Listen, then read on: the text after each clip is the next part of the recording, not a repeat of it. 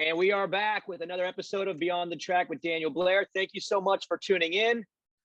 Man, how lucky am I? Last week, it's Cole Seeley, one of the raddest dudes ever. This week, it's Ryan Sipes, one of the raddest dudes ever. I'm a lucky guy, Ryan. I get to talk to Ryan Sipes today. What's up, bro? Hanging out, man. Just living it up. How are you today? I'm doing great. So with Cole, we talked a little bit about imagination with you guys, and just anyway, I want to start right there because, man, you scared me.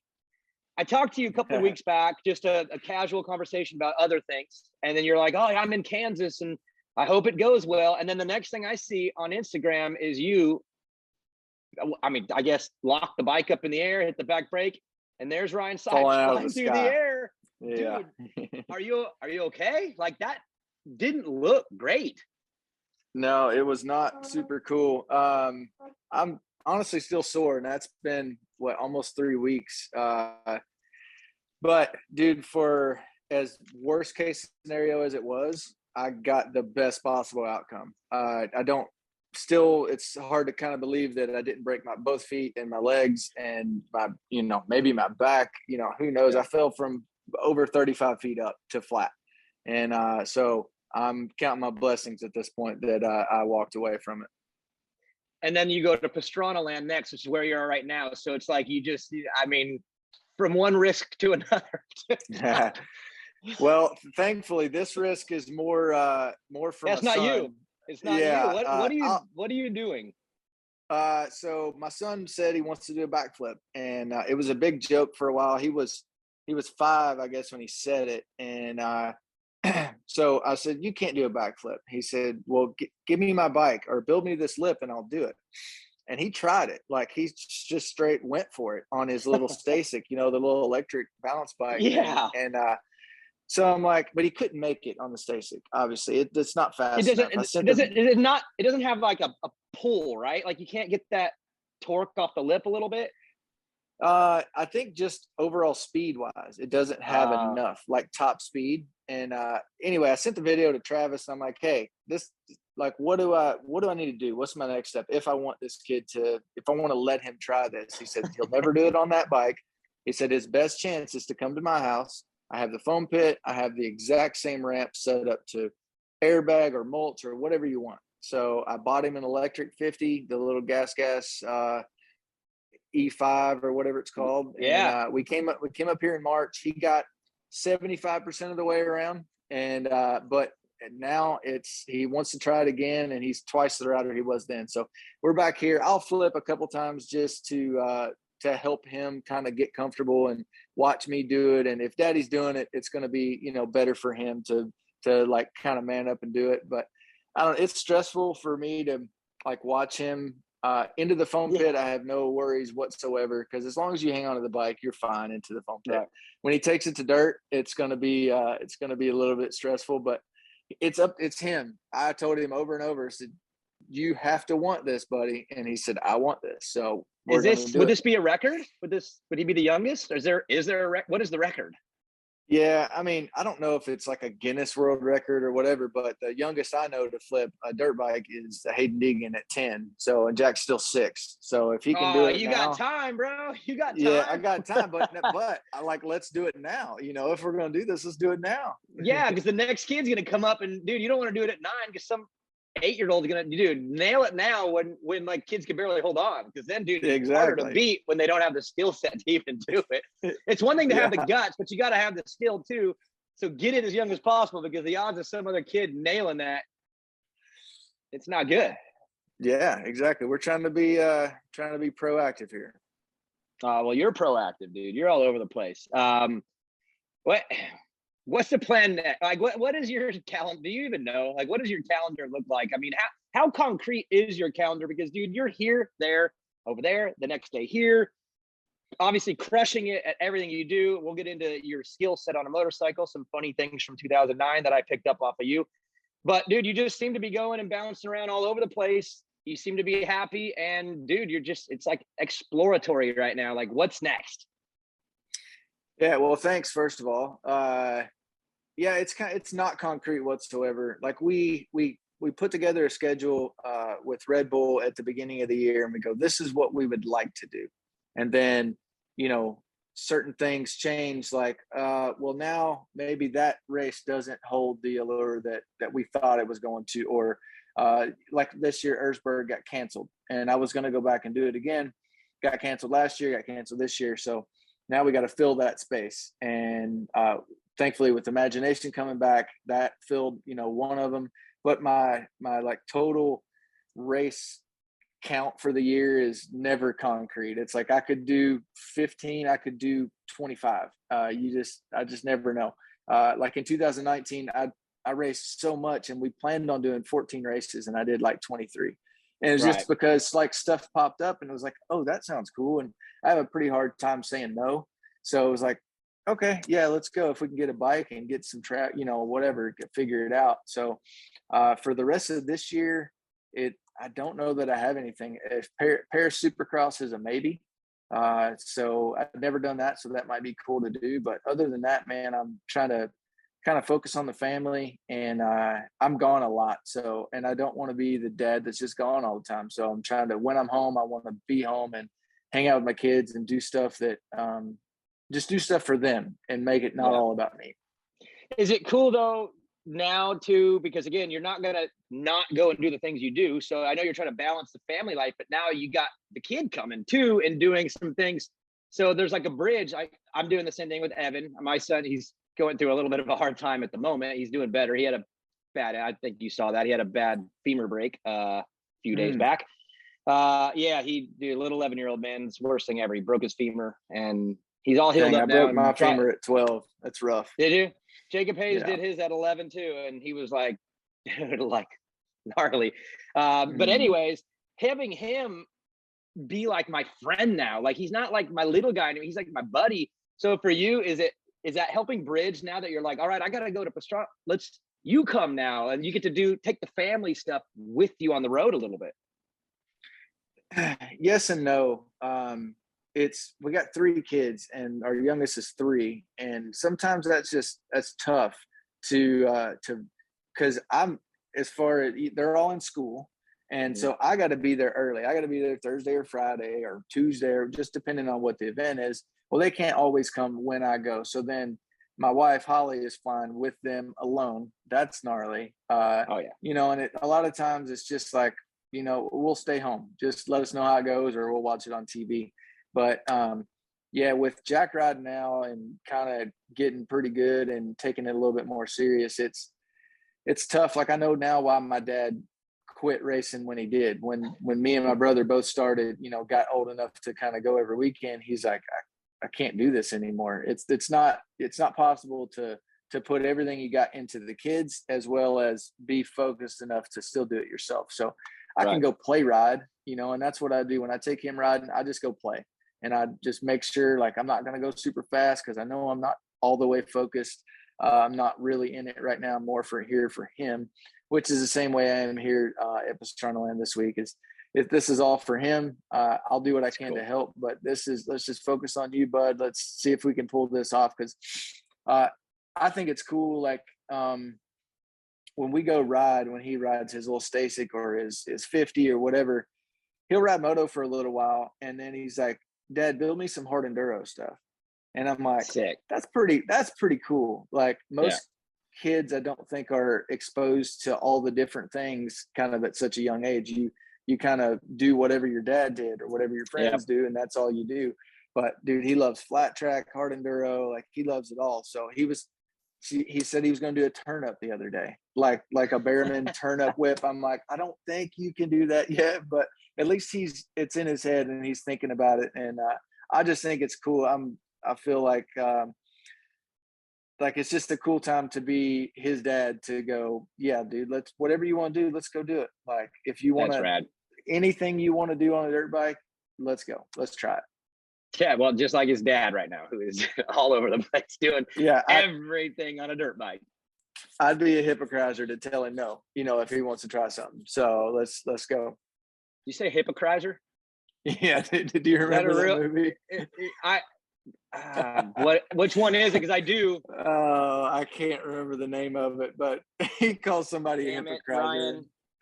Will used to say that all the time, and now I say it. Oh man, I hate when I can't remember things that are so simple. It's like right here in my head. But Yeah. was it But Will? anyway, Wasn't Will Ferrell? All right, I will no, I move don't on. But think I'm so. you Yeah. just ruined my morning. Thanks. Are you talking about Will Hahn when you say Will? Yeah. Okay, Yeah. perfect. Good job. You just transitioned into a little chapter that I want to get into with you. So I think you're still there. Let me guess. Either low battery Hang or on. someone's calling. Nope. Yeah. Somebody called. Sorry about that. It's all good. I get it all the time too on here. Hey, so 2009, I ended up living at Tommy Hahn's house in Texas for a few months. Will Hahn is living there. Tommy wasn't there, but Will Hahn is there. Ryan Sipes is there. Pooh Sipes is there, but he's mostly just hitting golf balls like out into a field mostly the entire time we were there. That's literally all Pooh did the whole time. But dude, that to me was like a super fun chapter because we were training, yes, but we were like riding and like playing basketball and I don't know. It was to me that was just like a really fun little chapter. You, me, and Will, and dude, for me it was one of my more fun chapters of my racing career because it was serious, but it was playful too, dude. We did a lot of fun stuff.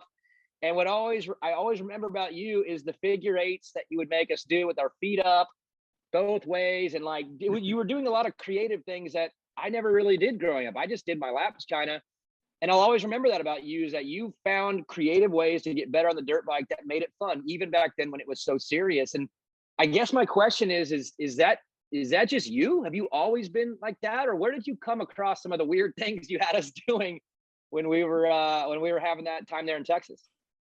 Yeah, dude, that was a good time. That was so much fun down there. And I think that was very productive. Like you had some good finishes at that time. Will had some good stuff. I got hurt too much, so I didn't do that well. But that was super fun. Just kind of the boys hanging out and pushing each other and then having fun after. But as far as all that weird stuff, man, growing up, I rode every single day after school, and me and Pooh and my brother. But it's not like we had a track builder or a track maintenance guy or anything. So it was like, this is your track and this is what you're going to ride for the next year. And we're not going to change it. We're not going to fix ruts. We're not going to mow the grass off the side just because dad was working. So we would do laps and, kind of do motos, but it was like, all right, now that's not fun anymore. Let's do something fun. And instead of,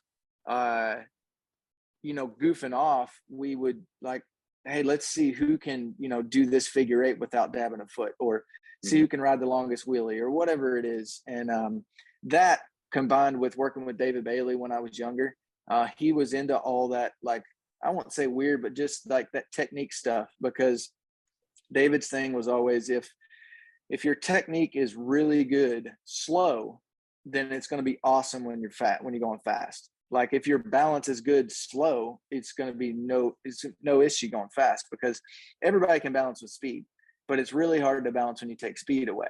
So it was like that slow stuff we used to do and all that, and just balance stuff and technique. And I think you're like pounding laps is cool, and doing motos gets you in shape. It doesn't make you faster, in my opinion. It doesn't make you a better rider. It just makes you able to do your current pace longer. So I've always tried to break it up a little bit, do something a little different. And I think it's helped me over my career as far as with moto and supercross, but then moving into all this other stuff, kind of I had those little weird skills that we used to do. And it's like a lot of that stuff transfers over.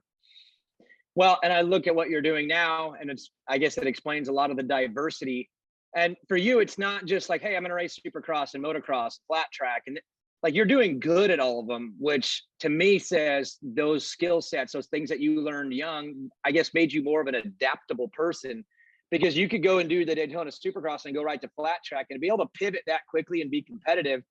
It means there's some built-in talents and techniques that had to have been explored when you're a kid, right? I don't think you can in your 30s just start playing around with different fundamentals and it worked. Like I feel like this is some kid stuff that you had to instill in you that's allowing you to do what you're doing now. Yeah, and I think that's what it is like I said, we rode every single day, basically rain or shine, snow or sun or whatever. And we rode a lot, and we never did we never really trained. I don't know that any kid, maybe they do now because they're living in training facilities and all that. They train now, Ryan. They train. They have road bikes, dude. The kids have road bikes.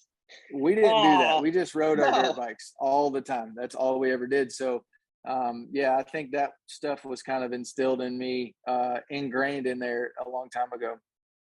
Yeah. And it obviously shows because you're doing so much and you're doing good at all of it.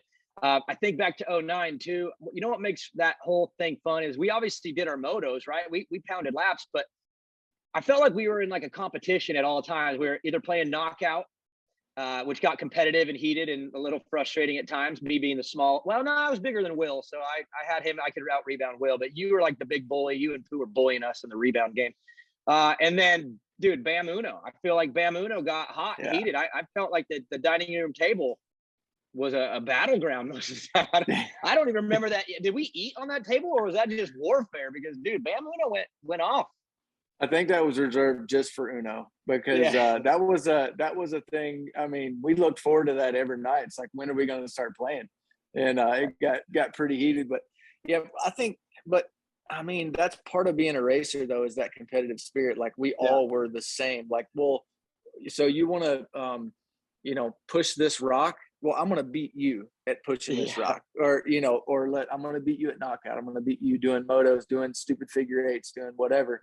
And that's what I meant earlier by we were pushing each other. Like, oh, you think you're good, watch this, and that always pushed us, I think, and was a positive. Yeah, it was cool for sure. One thing that we can talk about now, as you mentioned before we press record, both these teams don't exist. I think we could kind of like reveal. I really liked your bike. And I think you may have rode mine at times. I think you liked my bike a little bit. I don't think we were allowed to do that, but at the same time, that MDK KTM was pretty good that I wasn't allowed to ride. And I think you liked my Geico Honda a little bit. That old Honda was pretty good. Yeah. That was funny because had you ridden a KTM before that much? No, and the problem I was facing was, remember, I was having suspension issues because I was a fill-in rider, and I was like, God, I hate this bike.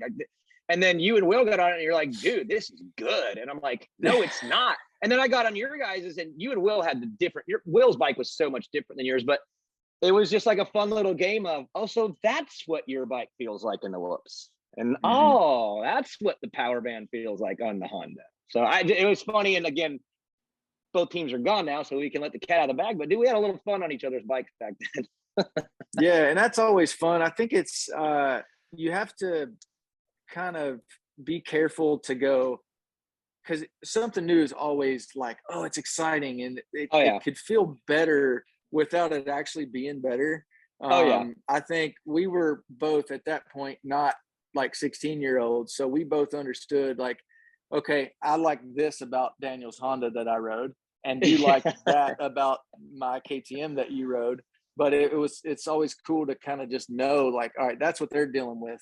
So if I want to compete with that, I need to, maybe try to get that over here on my bike a little bit. Yeah, it is. It's sad that it's so forbidden because it could probably help everybody if everyone rode. Yeah, well, that's what they don't want. They don't want to help anybody else. No, they don't want to ride the other bike too. It's the silliest little like mystery in the sport, how that, whatever. Yeah. But anyways, yeah. So I think back at that time, obviously fun time with you guys, and now fast forward over 10 years, Ryan, and it's, my view of you has changed because back then we were racing and we were competitors, but we became friends, and now it's more of just this mad respect. Like, dude, when you show up, I bet you the fans on race day live are probably annoyed because it's all about Ryan Sipes when you're there, dude. I love it. I push you, and I'm telling the camera to find Sipes, and dude, I just respect you, man. Like, you're still so good at what you're doing. And I guess what I respect the most is like, you're not preparing for a Supercross season to where you cross the T's and dot the I's. You're relying a lot on your ability and your talent and that adjustability. So I guess my question is what is it like for you to show up at Atlanta Motor Speedway and still be really dang good when you're not prepping like everybody else, but you're battling with guys who prep full time? It's their life, and this is just your life for the weekend. I mean, what is it like? What is it like being you right now, dude? It's crazy, but it's rad. Like, what's it like? You're saying a lot of nice things about me, and I appreciate it, man. I love you, Ryan. You know that. So. Yeah. I mean, I think that's part of it though, is like, that's the challenge. Like whether it's good or bad, I'm always like, I need to be challenged. Like, give me a challenge. I'm a problem solver. I need to fix a problem. So, when, I put my time in, I don't put, like you said, I don't put near as much time as they do. They're only allowed, and they only ride on a Supercross track. Well, I ride Supercross 2 days a week, and the other days I ride flat track one day. I ride, maybe GNCC on another day, and I do something different on the weekends. So my focus is a little bit more scattered, but that's more of a challenge to me, and more of a like kind of chip on my shoulder when I go, all right, I'm here. I got to race these guys, and I want to do well. I want to be in the top 10 or whatever it is. I know they've put more time in than me, but what can I do? What old man wisdom can I rely on? And let's figure this out, because that's like a big challenge to go, yeah, I know I haven't put in as much time as they have, but I still want to do it. Like, I want to use a cheat code and still be able to finish up there. And I don't know, like I would say I would credit my mom and dad with it more than anything, but kind of my motto now is like, well, if you can do it, then I can do it.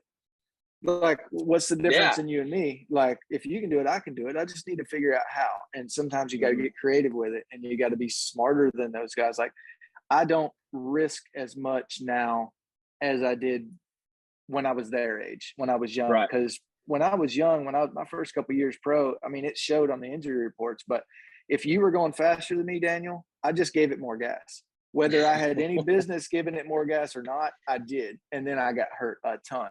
So now I feel like, knock on wood, but I feel like I'm a little smarter now. And I know, okay, if I push it over there on that part of the track, that's a big risk. But I can push it here, and it's not that much of a risk. And they're not thinking about pushing it here. They don't have that kind of old man wisdom that they don't know yet. So yeah, exactly. They don't know. They don't have 20 years in the sport as a professional. Yeah, I'm almost 20 years in now. But how old are you? 37. Just turned 37. Yesterday. Yeah. So is Brayton 30? Are you guys the same age? He is like 6 months older than me. I think he's 6 months older than me. Yeah. So are you subliminally just battling him out to be the last man standing in the 30s? Because Chad's gone now, and it's just you and Brayton, dude. Like, trying out. Is there something going on here?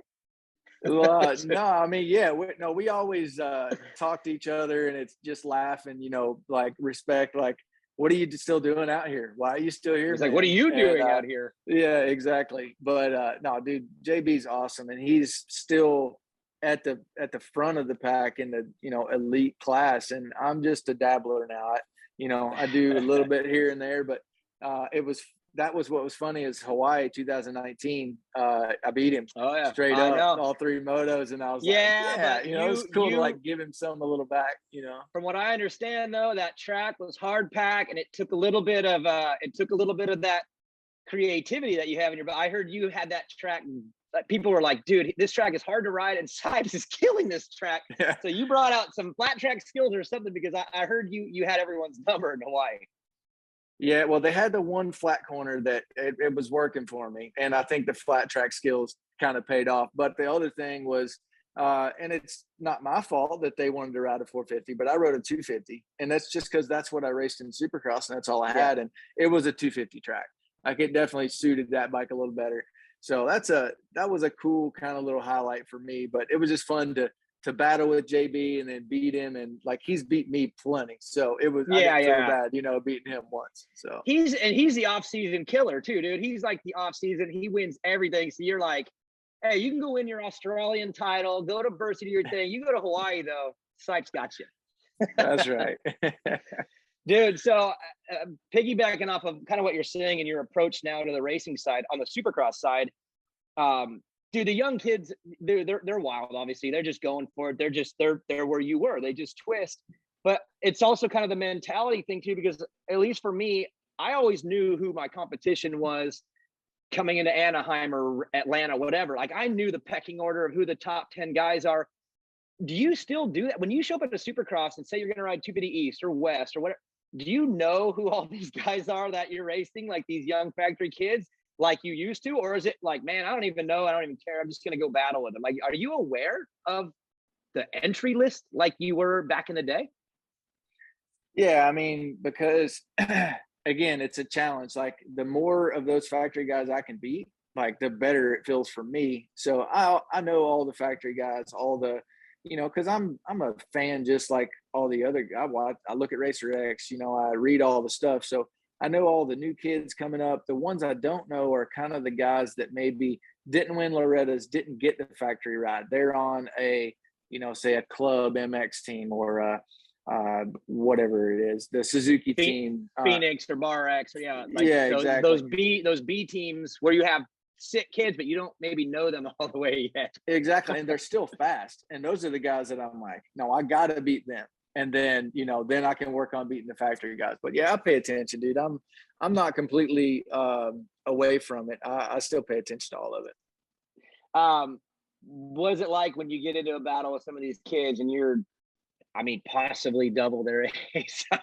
Are you just like, man, you young bucks are wild? Or is it more like, yeah, let me study you for a lap and then let me get you here? Like, how do you process when you're racing with some of these younger kids? Because, this year on the one coast, it was like kids, dude. It was so many of them. And, what is it like when you're in the middle of a battle with some of these guys? Yeah, it just depends. Like, normally, well, with Pierce Brown that was on my team this year, and he's kind of he was a sophomore this year, maybe his second or third year, and so that was cool to like go out there and go, yeah, I got a little more than you right now. And then the next race, he's just smokes it, So, but I'm all about, like, I would rather honestly race 450 because the guys have a little bit more brains and they have a little bit more respect. Because the other, if you want to call it a battle that I had at Daytona, was the kid on the Yamaha just cleaned my clock. And if I weren't there, if I didn't turn down, he was going to take out the top 5. And if the top 5 wasn't there, he was going to end up in the pits because that's how fast he came in. He had no plan of turning. So that part, like, I don't like that. And I was never, I don't think I was ever one of those kids that would just, just ruin people's day. But I was an idiot too when I was a kid. So riding the 450 class is a little bit more comfortable for me. I don't like 450s. I don't ride them well. And I want to ride a 350, which I did in 2020. I raced Daytona on a 350 in the 450 class. And I did well. I qualified well. And, if not for a crash, I think I would have done pretty good. But Gas didn't make one at the time. So I jumped back in the 250. Mm-hmm. That makes sense. And again, that 450 class, you're talking about probably just trust more, right? Like, hey, this is hairy too, but at least I'm not going to get torpedoed on maybe half accident, half perfect, like whatever that was. You know what I mean? So I would feel like there's some benefits to racing the 250 class because you're like, dude, I'll get up front and maybe give you guys some in this heat race. Like, I can maybe go for a heat race when we're in the 450. The top are so crazy, but at least you probably feel a little bit more trusting, like laps 1 and 2, even though they're gnarly in their own way, but at least you feel like you're not going to get nailed. Am I on to that? Yeah, the 450 guys are faster. Where I would be, in the running order, I'm not going to be in the front.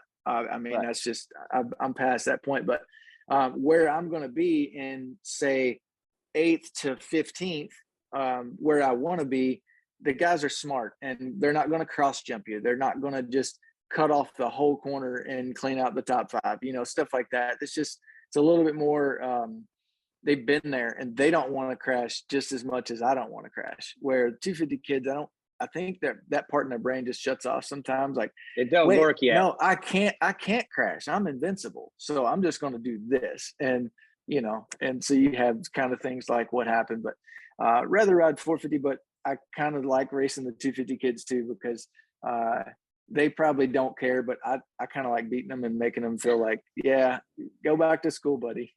Dude, well, dude, it's so funny because my last year racing arena cross, dude, I'm like 33 years old racing the lights class. These kids are all trying to get their pro licenses, and I'm just out there like, it's like a reality check. And I would have dads kind of mad. I would tell a dad, say, dude, tell your kid, dude, if he can't beat me in the lights arena cross, he needs to either make some improvements or go back to school. Cause like, you got to be able to knock me and Dave Ginolfi down if you're going to go race Supercross. You got to get past us. And Hampshire, Plessinger, they'd all come through and whoop us. But some of the other ones, we might have cost a couple careers, or maybe saved a couple dads from having to fork out an extra $100,000, because I think we put some kids in retirement. Because again, if you can't beat the old boy, what are you doing out there? But dude, that's what's frustrating about you though, is because you're not like an old boy who's racing lights arena cross. You're racing Supercross, showing up in time qualifying, and like you're 5th on the board. Like that's different, man. Like you're probably pissing some of these kids off, but at the same time, dude, you're like riding at the same, like one click off of like McAdoo. You know what I mean? So it's got to be frustrating for them. At the same time, reality check, dude, you're still doing it like at a high level everywhere. So, but I bet you probably pissed some kids off. I'll just say that right now. You definitely pissed some kids off. Factory kids. That's fine with me. I don't care if they're pissed off. It made me feel good to qualify up there. And I was actually 4th, Daniel, if you want to. My bad. Get down to nut cutting. But yeah, that was cool. That was cool to be able to do. At the end of the day, qualifying doesn't matter. I crashed in my races, and it didn't work out. But to show a little speed was still pretty cool. Yeah. So again, your schedule is all over the place, doing a lot of different things. I want to go back to just kind of the origin of this new Ryan Sipes. Where did the Red Bull thing? Because I mean, I know Hammer, I know Jeremy Malott, but I don't know the origin of this new Ryan Sipes Red Bull relationship where you're just going to go and do everything. Like, how did that start? Whose idea was that? Like, kind of take me through the origin of this new Ryan. So, well, just back up way back. 2013, I was still doing Supercross full-time, Supercross and motocross full-time, but I just got married. I wasn't having the most fun at the races anymore. I wasn't doing as well as I wanted to. I was still working just as hard, but I wasn't clicking. And that combined with getting married and my wife had a little girl. So it was, I don't want to be the dad that's gone. And when you do Supercross motocross full time, you're gone minimum 6 months out of the year. Yeah. You're in California, and they couldn't go with me. She had school. My wife had work, all the things. So I didn't want to be the dad that was gone. So I said, I'm done. Retire. I'm just going to quit racing Supercross. But so I'd always wanted to try GNCC. I'm like, well, I could figure this out. And it took me a while. I finally did. And I was one of the guys, and I did that for 4 years, full time. At the end of 17, I wouldn't say lost my ride. My ride that I had with it wasn't a factory team. It was a privateer team, but I had help from individual sponsors. I kind of got to put together my own deal and make the money that I needed to make, which was better. GNCC is cool. There's not a lot of guys getting paid. So I was thankful to be able to kind of put together my own thing, and it was different. It was a side team, whatever, but I made the money I needed to make. I had the bike. I won a race. I had a bunch of podiums, and that was cool. But my ride kind of went away. That team said, we're not going to have an XC1 guy anymore. So I'm thinking, and GNCC is cool. It's not the most fun. It's really, really, really hard. It's harder than probably anything I've done. Even it's harder than moto because it's 3 hours long and it's 100 degrees and you're still riding at 10 tenths, almost the entire time. And there's, the tracks are rougher. I know people want to say that pro motocross is rough. GNCC is rougher. I'm not kidding. No. So anyway, it was so hard. And during the summer of 17, which was my last year full-time GNCC, I did a 125 race, the 125 Dream Race at Colorado at Thunder Valley. It was a random, spur of the moment. I was like, oh, 125s are cool. I wonder if I could find somebody to take a bike out there for me. And I did. And a buddy from back home, Jake Balmer and Brandon Parrish, took my bike out. I raced this little 4-lap 125 race. I should have won. I was, Who beat you? I did win. Okay. I won, but I should have won. Nobody there should have beat me. So if I didn't win, I should have been ashamed. But after that, it was like Racer X article, in the magazine, on the website, all this stuff on social media just blew up. And I'm sitting back going, now, wait a minute. I can win a GNCC and get a little bit. And I win this 125 race, this four lap, super, super easy. Like, it was not even hard. I didn't even prep for it. I had GNCC suspension on it. And I'm not bragging here. I'm just saying it was so easy compared to winning the GNCC. And I go, this doesn't and the response. Yeah, crazy. the publicity, the love you get from the media was double or triple. And I go, okay, I'm doing something wrong here. I'm not working smart right now. Because if you think, when you think about, and I've done all my own deals with sponsors my whole life. Well, no, since like 2012. Anyway, so I've gotten, now I know what the sponsors don't pay you to race your dirt bike. They pay you to sell product for them, to get publicity for them. So what that means is even if I won all the GNCCs, am I getting as much publicity as if I did some more 125 races? And then it just kind of blossomed from there. And I go, well, what if I went and did a flat track? What if I went and did, I'll still show up for a motocross. I'll do this other off-road race, these weird things. And my whole kind of idea behind it was, okay, I could have, say, 50% of the GNCC crowd that pays attention to me, that would maybe buy something that I use because they are a fan of me. Or I could have 20% of GNCC, 20% of 125/2-stroke, 20% of moto, 20% of supercross, 20% of flat track. That's way more than 50% of GNCC. And just as far as media love wise, it's now, instead of just motocross or just GNCC media saying, oh, we'll do the story on this guy because we like him. Well, now I've got flat track doing that too, and all these different ones. So, and then what you get from that, and this is, I didn't really envision all of this. It was a really basic idea. Is like, let me see if I can just do a bunch of different stuff. I'm not young anymore. I think I can do this stuff. Maybe I'm stupid, but what's the hurt in trying? And some of the sponsors didn't get it, but I was thankful that I've been a very loyal guy. Like, I don't just jump ship for $5 more. I'll stick with a sponsor forever as long as it's working out for both of us. So a lot of them, they didn't understand it, but they're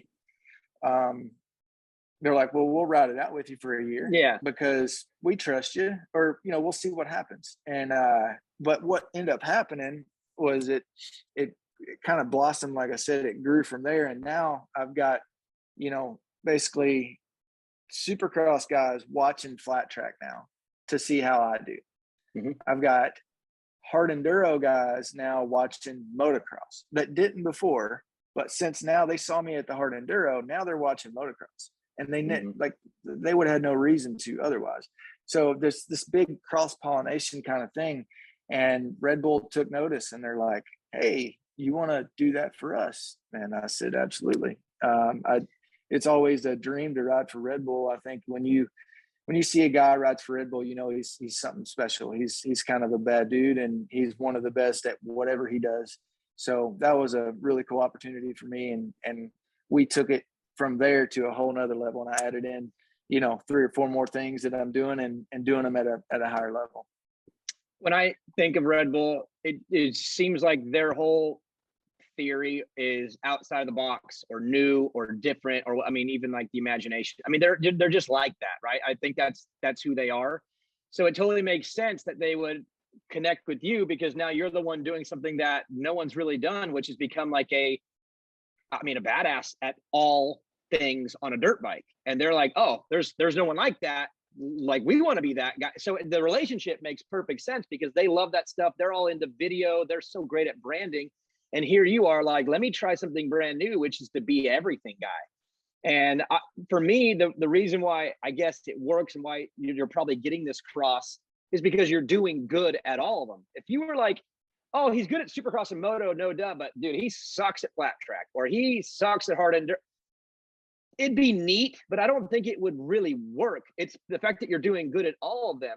So my question is how have you become good at the things that you didn't grow up doing? We talked about the creativity of your riding when you're young, but dude, you weren't a flat tracker. You weren't a hard enduro guy. You weren't a GNCC guy. So how did you become good at those disciplines, and not good enough to just be good, but good enough to be great and compete at that high level, which to me is the only reason this thing makes sense, is you're good at all of them, like high level good. Like how did you become good at the other things that you didn't grow up necessarily doing full time? I mean, a lot of it comes down to what I said earlier about I have a strong belief in myself, and that if you can do it, well, then it's possible. So why can't I do it? But I mean, that's not all of it. You could say that all day and still not be able to do it. I just believe in myself, and I think so you could tell me how to be a Supercross on track announcer all day, but I won't know how to do it until I come watch you do it, if that makes sense. I need to be there and like see it. I'm a visual learner. So if just for instance, for example, at Imagination, a lot of the guys are like, okay, Tyler Berriman hits all the jumps first, pretty much. He's the one that just goes and hits it first. And then guys are like, hey, give me a toe, which means they're going to ride behind him and follow him off of it to learn it. I don't learn that way. I go down to the face of the jump, and I sit right beside the face on my bike, and I listen to him come up. And it, I could tell if he's in second or third gear or fourth, and kind of where his throttle is and where he starts to apply all the power. And that's how I learned to do jumps. And it works out for me. Like I've always, pretty much, besides when I fell out of the sky, but that was not a judgment issue. That was that was weird. I locked the bike up.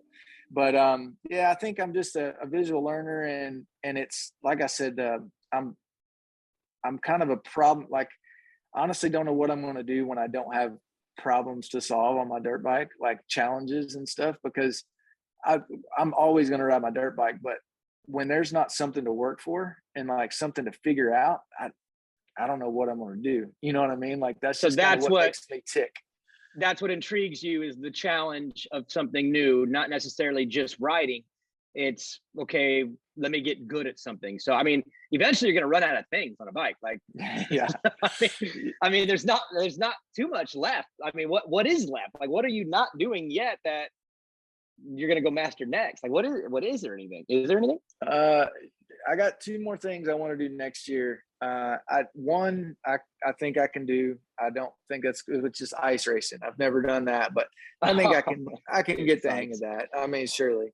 But I'd like to do something on the road. I'd like to do some road racing. So really, I'm going to go try some out at the end of this month. I'm going to go do a track day and just see, in my mind, it's going to take like a year of doing it full time to figure that out and be competitive enough to, I could maybe go race a local race or something, but what does that mean? But yeah, I want to try. You don't seem like you're looking for like local stuff to do. You're going like, where's the series at? Where's the round 1 of this sport? I'm gonna go do that.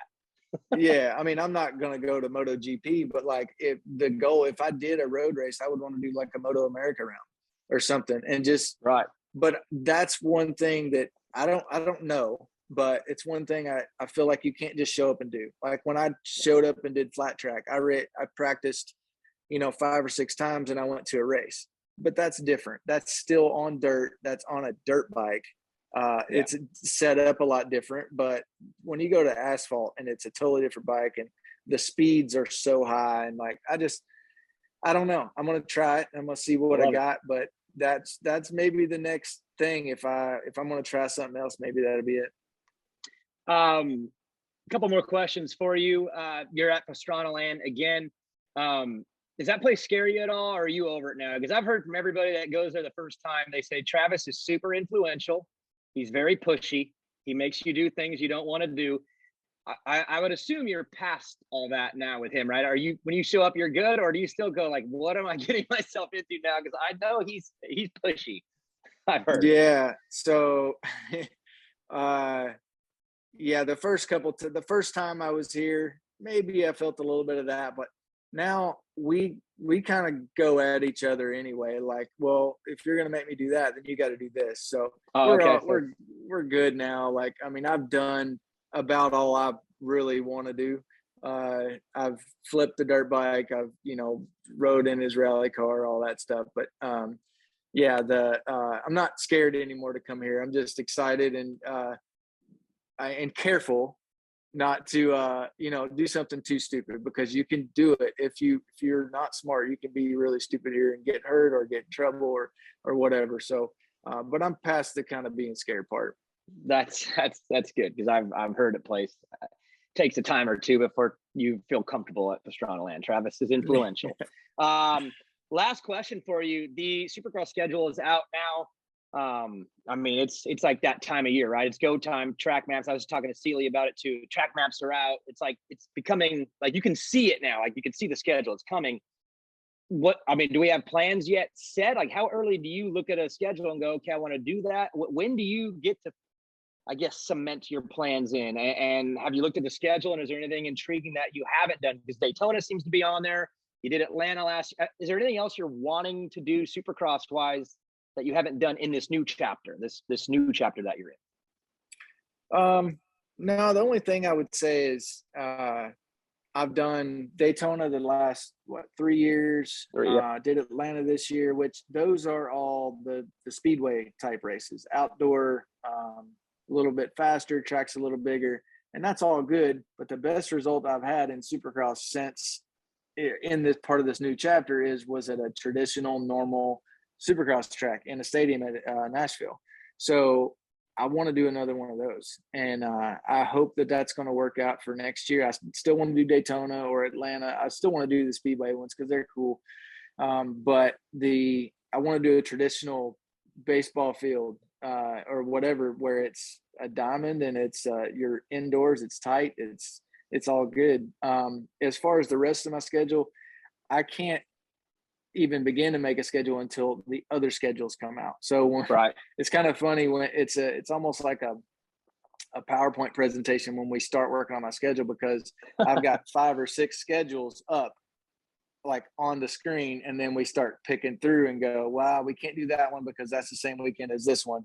So then you kind of pick it out, but we have to wait normally until at least December to get all the schedules out, and then be able to put them all together and figure out the whole thing. Anaheim won, dude. Come on, there's nothing else that weekend.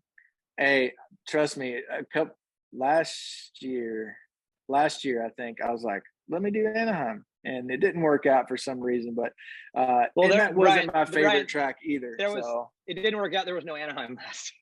Yeah, well, maybe that was it. Yeah, it didn't work out. Maybe Houston one didn't seem as appealing as Anaheim one did. Yeah.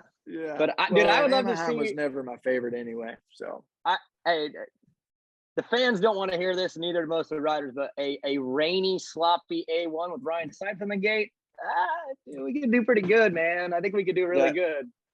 That could, old Mud Rider, old man wisdom again. Well, you're talking about that wisdom, dude. You go ride the 250 class there, man. We might be on the podium, man, because those kids, they don't know Supercross in the mud just yet. So, well, Ryan, dude, hey, thanks for coming on the show. Dude, like I said, I just respect what you're doing, dude. You make dirt bikes cool, and just stay at it, bro. Just stay safe, keep having fun, and dude, just I can't wait to see what you do next, and I can't wait to see you next year at the couple you pop in and just piss off all the kids. I just can't wait to see it again, because it seems to be what you do when you show up. So I can't wait. Well, that's the plan. Yeah. Well, thanks for having me on, man. Always good talking to you, and we'll see you again next year. I'll see you soon, bro. All right. See you.